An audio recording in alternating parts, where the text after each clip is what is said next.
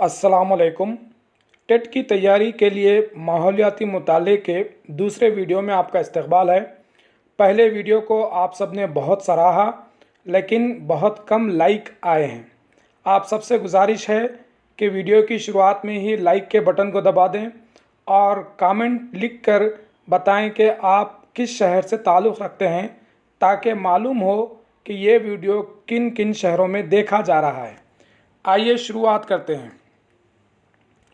पहले वीडियो के तसलसल के तौर पर इस वीडियो में हम जमात चहरुम में पौधों से मुताल्लिक़ सबक के अहम नुकात को मालूम करेंगे, और ये सबक है हमारे अतराफ़ व अकनाफ़ पाए जाने वाले पौधे। इससे पहले के वीडियो में हमने बताया था कि जमात सुवम से टेट 2017 में 2 सवाल पूछे गए थे। इसी तरह जमात चहरुम के ये पौधों से मुताल्लिक़ सबक से 1 सवाल पूछा गया है, वो आपको आगे आएगा। शुरुआत करते हैं। हमारे अतराफ़ व अकनाफ़ कई किस्म के पौधे और दरख्त पाए जाते हैं। कुछ झाड़ियों की शक्ल में, कुछ बेलों की शक्ल में और कुछ दरख्त की शक्ल में होते हैं। बेलों के तने नाजुक होते हैं, जिसकी वजह से वो ज़मीन पर फैलते हैं या किसी दरख्त या सहारे की मदद से नमू पाते हैं, जिसकी वजह से उन्हें बेलें कहा जाता है। ये हैं मसलन तुरई, करेला, चंबेली वगैरह। और झाड़ियाँ जो होती हैं, झाड़ियाँ या पौधे इनके तनों पर एक साथ शाखें फूटती हैं, जिसकी वजह से इन्हें झाड़ियाँ कहा जाता है।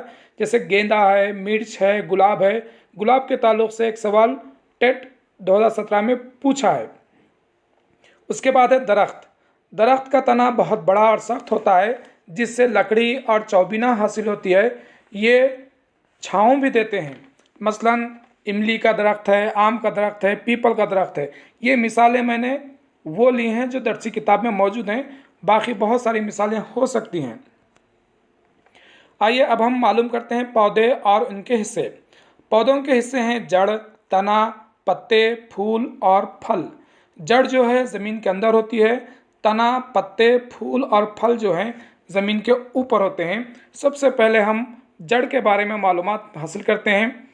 पौधे का वो हिस्सा जो ज़मीन के अंदर नमू पाता है, जड़ कहलाता है। और जड़ के 2 अहम काम हैं। एक काम पौधे को इमारत की बुनियाद की तरह सहारा देना। जिस तरह एक इमारत के लिए बुनियाद की ज़रूरत होती है, ठीक उसी तरह से पौधे को सहारे के लिए जड़ की ज़रूरत होती है। यानी जड़ जो है पौधे को इमारत की बुनियाद की तरह सहारा देती है। और दूसरा जड़ का अहम काम यह है कि ज़मीन से पानी और मादनियात को हासिल करना होता है। यानी पानी और मादनी नमकियात जो होते हैं वो जज़्ब करना जड़ों का काम होता है। दूसरा अहम हिस्सा है तना। तने का अहम काम होता है पौधे को सहारा देना। यानी ज़मीन के ऊपर पाए जाने वाला जो पौधे का हिस्सा होता है वो तना कहलाता है, जिसका अहम काम पौधे को सहारा देना होता है। और जड़ों के ज़रिए से जज़्ब करदा पानी और मादनी नमकियात को पौधे के दूसरे हिस्सों तक पहुंचाने का काम भी तने का काम है। तीसरा अहम हिस्सा है पत्ते। और पत्तों के ताल्लुक़ से आपने पहले वीडियो में पत्तों के अक़साम के बारे में आपने पढ़ा है।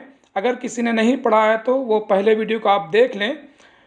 यहाँ पर पत्तों का जो अहम काम बताया गया है जमात चहरुम में, वो है ग़िज़ा तैयार करना, जिसके लिए पौधे सूरज से रोशनी और शुआई तवन्नाई और सूरज की रोशनी के ज़रिए से वो ग़िज़ा तैयार करते हैं, जिसको हम तरकारियों, जड़ों, बीजों और पत्तों के ज़रिए से हासिल करते हैं। इसके अलावा जो शुआई तरकीब का अमल वगैरह जो है वो आइंदा बड़ी क्लासों में आएगा। जमात चहरुम में सिर्फ ग़िज़ा तैयार करने का अहम काम बताया गया है। इसमें और एक बात अहम यह है कि पत्तों में एक मादा होता है जिसको क्लोरोफिल कहते हैं, क्लोरोफिल, जिसकी वजह से पत्ता सब्ज़ नज़र आता है। इसके बाद अहम हिस्सा है फूल और फल। फूल जो हैं मुख्तलिफ़ रंग और खुशबू के होते हैं। चंद फूलों से अतर भी तैयार किया जाता है, और चंद फूल जो हैं फलों में तब्दील होकर हमारे लिए फल और तरकारियाँ फराहम करते हैं। जैसे जाम है, तुरई है, करेला है, सेम की फली है, अनार है। ये सब के सब फूल हैं जो फल में तब्दील होकर हमारे लिए ग़िज़ा का ज़रिया बनती हैं। और दुनिया का जो सबसे बड़ा फूल है वो है रफलेसिया। रफलेसिया दुनिया का सबसे बड़ा फूल है, जिसका खुतर जो है 1 मीटर से भी ज़ायद होता है और जिससे सड़े हुए गोश्त की बदबू आती है, जो कि 2 किलोमीटर तक भी उसकी बदबू आती है रफलेसिया की। अब पौधे का अहम हिस्सा है बीज।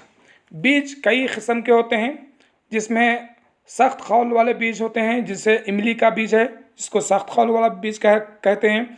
दूसरा है नरम खौल वाले बीज, जैसे धनिया का बीज है, इसका खौल नरम होता है।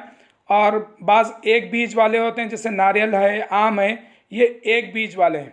इसके अलावा चंद पौधे 2, 4, 6 बीज वाले भी होते हैं, जैसे सेब है और सेम की फली वगैरह है, ये जिसमें 2, 4, 6 बीज भी होते हैं।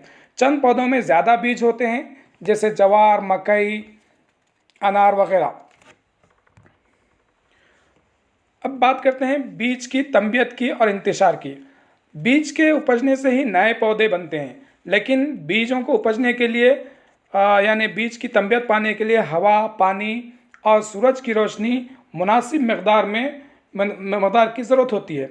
मैं और आप जानते हैं कि पौधे हरकत नहीं कर सकते, लेकिन बीज जो हैं एक मुकाम से दूसरे मुकाम तक पहुंच पाते हैं। वो कैसे पहुंच पाते हैं? इनको पहुंचाने के लिए इंसान हैं, जानवर हैं, बकरियां हैं, मेंढे हैं, हशरात हैं, ये सब के सब ट्रांसपोर्टिंग का काम करते हैं, बीजों को एक मुकाम से दूसरे मुकाम तक पहुंचाते हैं। बाज़ जो हल्के बीज होते हैं उनको हवा भी एक मुकाम से दूसरे मुकाम तक पहुंचाती है, जिसकी वजह से ये बीज है ना दूसरे मुकाम तक पहुंच पाते हैं और वहाँ पर उनकी तंबियत होती है, जिसको बीजों का इंतशार कहते हैं। बीजों का एक मुकाम से दूसरे मुकाम तक जाना बीजों का इंतशार कहलाता है। 2 पौधों का मिसाल यहाँ पे किताब में दिया है, एक है आक और दूसरा है घोकरो। ये एक मुकाम से दूसरे मुकाम तक पहुँचते हैं। उसके बाद एक आखिरी हिस्सा है ज़रख़ेज़ ज़मीन के बारे में, यानी बीजों की तंबियत के लिए ज़मीन का ज़रख़ेज़ होना बहुत ज़रूरी है। ज़मीन ज़रख़ेज़ किस तरह से होती है? ज़मीन को ज़रख़ेज़ करने में खुर्दनी अज़साम बहुत अहम रोल अंजाम देते हैं। यानी ज़मीन में जो मुर्दा जानवर हैं या दरख्त के पत्ते हैं या जानवरों का फुजला है, इन सब को जो है ये खुर्दनी अज़साम जो है उनको सड़ा देते हैं, गला देते हैं, जिसकी वजह से ज़मीन ज़रख़ेज़ होती है। ज़मीन को ज़रख़ेज़ करने में खुर्दनी अज़साम बहुत अहम है। दूसरे हैं केचुए को केसान का दोस्त भी कहते हैं। केचुए के जो अखराजी मादे होते हैं उनसे ज़मीन को तक़वियत हासिल होती है और केचुओं की वजह से ज़मीन मसामदार भी होती है, जिससे जड़ों को ज़्यादा हवा फराहम होती है, जिससे ज़मीन ज़रख़ेज़ होती है। इसीलिए केचुए को किसान का दोस्त भी कहा जाता है। और एक है ज़मीन में बिल बनाकर रहने वाले जानवर। बाज़ जानवर ज़मीन में बिल बनाकर रहते हैं, जिसकी वजह से ज़मीन मसामदार होती है, जिसकी वजह से ज़मीन की ज़रख़ेज़ी बढ़ती है, जहाँ पर बीज आसानी से अच्छे अंदाज में तंबियत पाते हैं। एक चीज़ हम बीज के इंतशार में छूट गया है, वो है वीट पार्थिनियम के बारे में। यानी जब अमेरिका से गेहूं को हमारे मुल्क में लाया गया, तो वीट पार्थिनियम भी इसके साथ आ गए। वीट पार्थिनियम को कांग्रेस वीट भी कहा जाता है, जो कि सड़कों के किनारे खाली जगह पर बेकार से जो पौधे नज़र आते हैं वो वीट पार्थिनियम है, यानी कांग्रेस वीट है। इनके जो ज़र्रेशे होते हैं, इनके ज़र्रेशे की वजह से फेफड़े, आँख और जिल्द की बीमारियां लाहक होती हैं। ये गेहूं के साथ हमारे मुल्क में आ गई है। नर्सरी ऐसा मुकाम जहाँ पर पौधों को उगाया जाता है, यानी मुख्तलिफ़ किस्म के पौधों को उगाने वाले मराकिज़ को नर्सरी कहा जाता है, जहाँ पर शेड नेट्स और पॉली हाउस के ज़रिए मसनूई माहौल फराहम किया जाता है। मसनूई माहौल बहुत अहम किरदार अदा करता है नर्सरी में।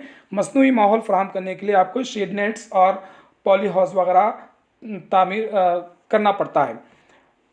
नर्सरी के अंदर पौधों की अफजाइश होती है और उन्हें फ़रोग़ भी किया जाता है। नर्सरी में रेगिस्तानी पौधे जैसे कैक्टस भी मिलते हैं और साथ ही साथ आम जो फलों के पौधे हैं वो तमाम के तमाम नर्सरी में मिलते हैं। इसके साथ साथ बोनसाई पौधे भी मिलते हैं। बोनसाई पौधे यानी बड़ी जसामत वाले पौधों को छोटे गमलों में अफजाइश करने को बोनसाई कहा जाता है। बड़ी जसामत वाले पौधों को छोटे गमलों में अफजाइश करने को बोनसाई कहा जाता है। ये दरअसल जापान का रिवायती फ़न है, यानी ये जो तरीक़ा है ये जापान से लिया गया है। ठीक इसी तरह नर्सरी के ज़रिए महकूमा जंगलात भी नीम, सागवान और डारस यानी कनोगा के पौधों को भी नर्सरी में उगाकर समाजी जंगलात की तरक्की प्रोग्राम के तहत अवाम को सरबराह किया जा रहा है। उम्मीद है कि आप सबको ये वीडियो बहुत पसंद आया होगा। आप सबसे गुजारिश है कि वीडियो को लाइक करें और जिन्होंने अभी तक सब्सक्राइब नहीं किया है वो सब्सक्राइब करें और अपने दोस्त अहबाब में इसको शेयर करें। शुक्रिया।